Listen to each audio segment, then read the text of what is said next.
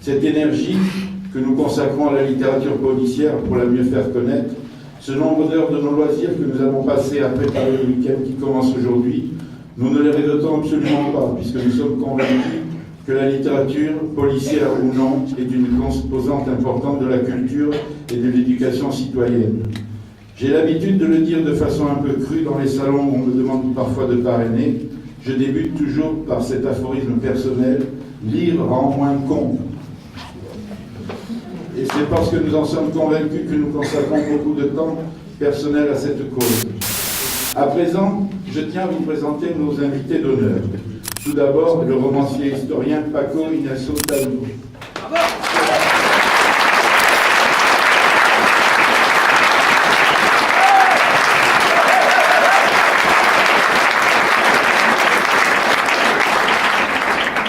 Chef de file du polar mexicain, né à Riron dans les Asturies, il a quitté sa ville natale quelques années plus tard pour le Mexique, où s'est réfugié sa famille, des militants socialistes et anarchistes qui échappèrent ainsi aux prisons franquistes. Nous partageons beaucoup de choses avec Paco, notamment cette volonté permanente de conjuguer le mot culture avec le mot fête. La culture telle que nous la concevons, c'est-à-dire pour que le plus grand nombre d'entre nous puisse se l'approprier et en faire leur chose, doit éviter le nombrilisme et la sinistrose. Paco nous en a donné l'exemple voilà 24 ans en inventant la Semana Negra. Pour l'inventer, je soupçonne Paco d'avoir constaté que de nombreuses personnes, en particulier les plus défavorisées, ne visitent pas les librairies spontanément. Ce type de magasin ne fait pas partie de leur environnement naturel. L'intelligence de Paco s'est manifestée en traduisant de façon pratique et concrète le mariage de la fête et de la culture. Il a pour cela inventé la Semana Negra. C'est quoi la Semana Negra?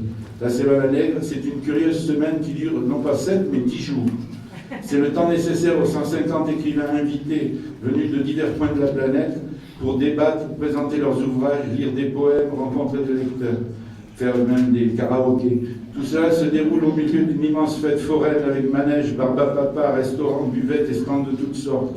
On trouve aussi, disséminés au cœur de cet ensemble, une vingtaine de librairies qui deviennent ainsi beaucoup plus accessibles pour les personnes venues faire la fête. Le bilan de cette année, 1 million de visiteurs en 10 jours, 43 000 livres vendus, qui dit mieux? On aura compris qu'un tel résultat reste exemplaire pour nous et que notre conception de la culture est la même que celle de Paco. Notre autre invitée d'honneur est une femme. Il s'agit de Brigitte Aubert.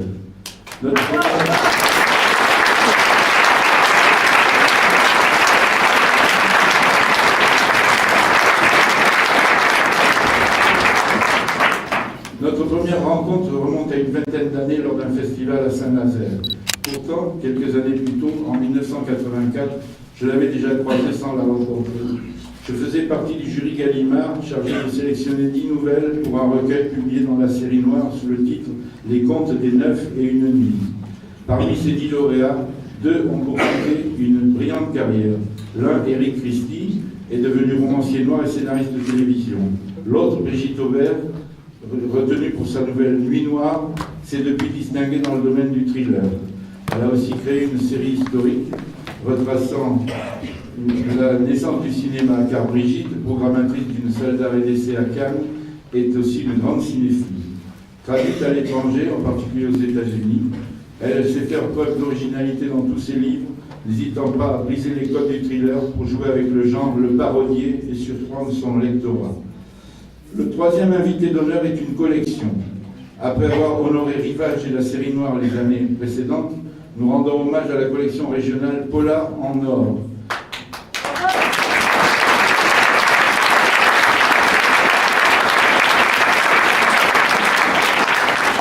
Généralement, les critiques de Polar, qui lisent trop vite ou ceux qui se contentent de la lecture du résumé de la 4e de couverture, jugent les éditions régionales de façon sévère. Le terme régional est souvent ressenti comme un terme péjoratif. Ce n'est pas le cas avec Polar en Or. Cette collection va atteindre la centaine de volumes. Elle a permis à des auteurs nordistes, pour la plupart, de raconter des histoires policières ou noires, grâce au choix judicieux du directeur de la collection, Gilles Guillon, que je cuisinerai demain après-midi pour qu'il vous parle de son travail éditorial. Il aura avec lui 2 de ses auteurs, Elena Piacentini, qui raconte avec talent les enquêtes d'un policier corse, comme elle, muté à Lille, et Maxime Gilliot, vice-président de l'association des Amis de San Antonio et grand amateur d'omelettes. Mes remerciements s'adressent aussi à tous nos invités venus de France ainsi que des différents pays étrangers. Notre festival rime avec convivial. Il a ses moments de joie et d'amitié, mais aussi ses peines. L'an dernier, je rendais hommage à deux polards disparus, Michel Vita et Pascal Garnier. Cette année, ils sont deux aussi, Michel Bouju et un de mes frères, Pierre-Alain Masplède. Bouju était un homme de conviction, sensible au laissé pour compte, révolté par les injustices, n'hésitant pas à le faire savoir d'éloquente façon. Pendant la guerre d'Algérie, il refusa de prendre les armes, se cacha plusieurs jours dans des salles de cinéma parisiennes, avant de se réfugier en Suisse, où il devint un grand critique de cinéma.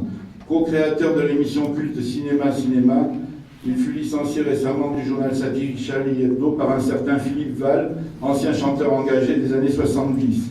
Michel Bouju est l'auteur de divers livres, dont 3 relevant du genre, en particulier celui intitulé, c'est le plus long titre du genre, La vie de Marie-Thérèse, qui bifurqua dans sa passion pour le jazz, mais d'une forme excessive. Il s'agit d'un fait divers toulousain en 1959, la droguerie des tourneurs, qui est devenue la tournerie des drogueurs, où des malfrats assassinèrent le gars qui avait fait un truc de jazz.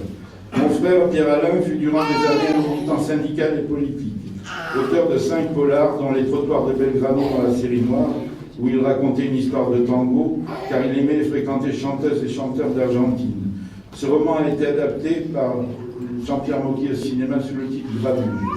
Ces autres romans relèvent du polar historique et le dernier, sans doute son meilleur titre, Les Caïmans du Marais, met en scène un policier du nom de Malvi, dernier clin d'œil à la région Midi-Pyrénées de mon petit frère avant de nous quitter. Une autre disparition m'a affecté récemment, celle de Georges Semprin.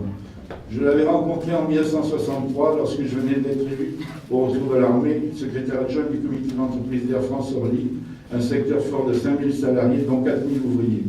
J'avais institué à l'époque une rencontre mensuelle entre un écrivain et les salariés pendant le repas de midi. Parfois c'était un acteur de théâtre ou de cinéma, un chanteur, un metteur en scène ou un conférencier. Chaque fois le nombre des auditeurs dépassait les 200 ou 300 personnes. Mon premier invité fut Semprin, venu présenter son premier livre qui racontait sa déportation dans un camp nazi. À l'époque, présentateur débutant et sans doute hésitant, je me rappelle comment mon invité fit tout son possible pour que la rencontre soit un succès. Il m'a en quelque sorte permis de continuer dans cette voie, ce qui peut vous expliquer pourquoi encore aujourd'hui, dans les CE d'Air France, ce type de rencontre existe toujours. Jeudi et vendredi dernier, il y a eu 3 rencontres dans 3 implantations d'Air France à Toulouse. Et voilà 48 ans que ça dure. Ce type de rencontre est la clé de voûte de notre action hors les murs. Et cette année encore, se sont déroulées hier et avant-hier 20 rencontres avec des scolaires et autant avec des adultes. Merci à tous les auteurs qui ont accepté d'animer ces discussions.